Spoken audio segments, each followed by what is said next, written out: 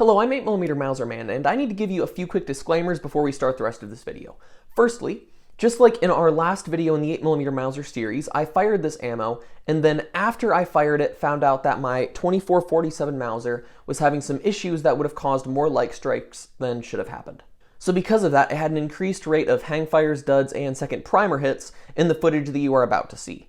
I'm going to leave that footage in because it does still have accurate chronograph data. However, I did manage to fix the duds and the hangfires by fixing the firing pin on my Mauser. So when I come back after the shooting segment and talk, it will be with the benefit of hindsight. Secondly, this ammo is pretty similar to the ammo from factory BRNO that I tested previously in this series. So if you have not seen that video, I will be referencing it occasionally, so I recommend that. Alright, enjoy the video.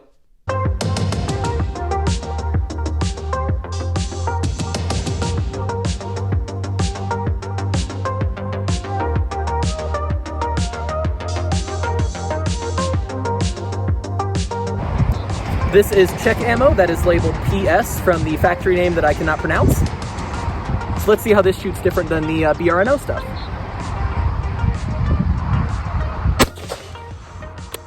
.2551.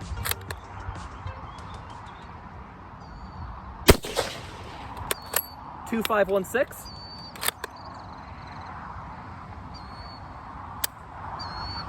Okay.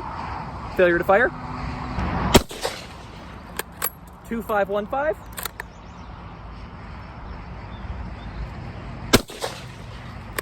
.2550. Second clip.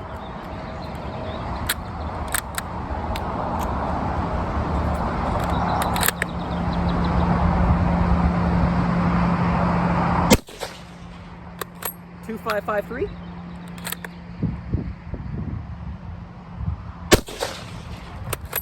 .2539. Failure to fire. 2584.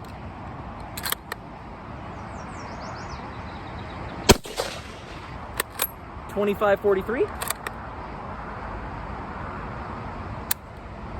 Failure to fire. 2634. So that was our time on the range. Our lowest velocity was 2,515, and our highest was 2,634.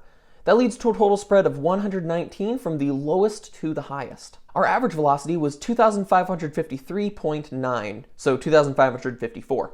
That makes it a total of 9 feet per second higher than the BRNO ammo, so that is close enough that this leads me to assume that these ammos were made to the same specifications. And just like with the BRNO ammo, this ammo is in the same velocity section as the other ammos in its weight class. Even though I had some rough times with this ammo on the range that you saw, when I've shot this ammo after fixing the firing pin in my Mauser, and I have a video up on that, I experienced no severe duds or hangfires. There were possibly some really minor hangfires, but so minor that I honestly am questioning them. But since it's something that I am questioning rather than just saying they went off every time perfectly, I thought I might bring it up. Alright, so let's see what this box looks like. Mostly it is just a plain cardboard box without any markings except for two things. One, there is a small rectangular stamp right here. It doesn't have any text or anything, it's just there marking the box. And then if we flip this over to the other side, you can see what looks like JSI and then 0.4. No idea what that marking means. If we open it up inside, much like other ammo that we've seen in the past, there are going to be 15 rounds per box, 5, 5, and 5. Let's pull this out.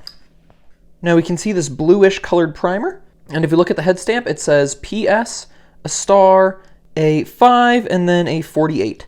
48 is the year, 5 is some sort of lot number, sometimes indicative of a month. The 6-pointed star usually indicates that it is brass-cased ammo, and then the PS stands for the factory code. I'll put that on the screen because I'm not even going to try to pronounce it. Our bullet weight low was 177.8, and our bullet weight high was 179.3. So that leads to a total spread of 1.5 from the lowest to the highest, and an average of 178.53.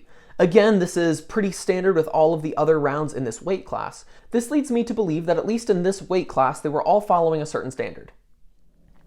If you look at these bullets, it's almost identical to the ones from factory BRNO that we reviewed last month. They are silver on the outside, they are magnetic, and they do have a steel core. Now, personally, I do not believe that this is a penetrator core. I believe this steel core is just a regular steel core. That's common with ammunition. If lead is hard to come by, a lot of nations will use steel in their core instead. It's not necessarily armor piercing or anything, it's just because it was more prevalent where they were. These do have a boat tail, and you can see a strong, round crimp where the casing would be pressed around the bullet. For the powder, our lowest was 43.4 grains, and our highest was 45.1 grains. So that leads to a total spread of 1.7 from the lowest one to the highest one. That also leads to an average of 44.38. Again, this is right in line with the BRNO ammo and the Bulgarian ammo that we've tested previously in this series. It is cylindrical shaped powder, which we've seen several times on this channel before, and we saw it last month with the BRNO ammo. Just like with the BRNO ammo, this ammo was made in 1948, which was after the German occupation of Czechoslovakia ended after World War II. But they continued producing the 8mm Mauser cartridge because, just like the Germans, they had rifles chambered in it. As with most small arms or small arms related things that I've found coming out of Czechoslovakia, they're really high quality. Czechoslovakia or the Czech Republic both have a long and rich history with gunsmithing. I believe this ammo is high quality, and I'm going to continue to shoot it. If I see it, I'm definitely going to pick it up. But because I was experiencing close to some minor hang fires, if I have any stores of this ammo, I'm going to be shooting it pretty regularly to use it up. Because it's not really something I want to store long-term. I'll store good ammo long-term. People normally purchase military surplus ammo for 3 reasons. So I'm going to talk about those 3 reasons separately while I talk about whether or not you should purchase this ammo. The first reason is straight up collecting.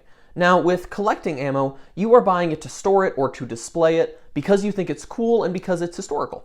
For the collector, I think this ammo has a lot of value. It has a really cool history. It was made after World War II, after the German occupation ended, but it was made for an army that was using these weapons. Again, after World War II, bolt guns were starting to be phased out. So people who are using cartridges like this in bolt guns, it's really interesting to me. The second reason why somebody might buy military surplus ammo is for testing. Maybe they want to see how it compares to other ammos of its day, or they want to test it out in a certain rifle. For testing, this ammo has a lot of value. It's in an interesting weight class that's in between. Most rounds that you're going to find in this category are going to be either around 150 to 155 grains, or they're going to be around 200 grains. But several are in this category that this one is in, around 180 grains. So because of this round's weight, it has an interesting value for testers who might want to test how different rounds penetrate or different rounds do with accuracy. As a quick aside, I recently acquired a 1/2-inch thick steel plate that I'm planning on using for some penetration testing with German SMK ammo as well as some of these other surplus rounds. So if you're interested in that kind of thing, you should subscribe and then you'll see that video when it comes out. And then the third reason is just general shooting. Generally speaking, military surplus ammo is more affordable for just general shooting than modern production ammo. So if you want to go to the range and take some shots and have a good time, military surplus ammo can be a really good way to do that on a budget. I believe that this ammo has a lot of value for your average shooter because it's inexpensive usually, and because it shoots fairly well. Again, you might have some real minor hang fires, but generally speaking, it's going to go bang every time you pull the trigger. Just note that since this ammo is steel core, even though it's not armor piercing, you'll want to be careful shooting it at steel targets because you'll likely have sparks, and you might have some things flying back at you. You just have to use an abundance of caution when shooting steel ammo at steel targets. Also, since this ammo is corrosive, you will have to, of course, clean your gun well after by pouring water down the barrel to dissolve those solvents. I hope this video has given you enough information to decide if this ammo is for you. If it did, please leave a comment and let me know. If there's something that you would like to see tested with this ammo, leave a comment and let me know. And also, just hitting like and subscribing really helps me out a lot. I'm 8mm Mauser Man, and I fired Czech ammo from 1948 through my Yugoslavian Mauser, and I lived on. Which proves it's hard to get the best of a man named John. John.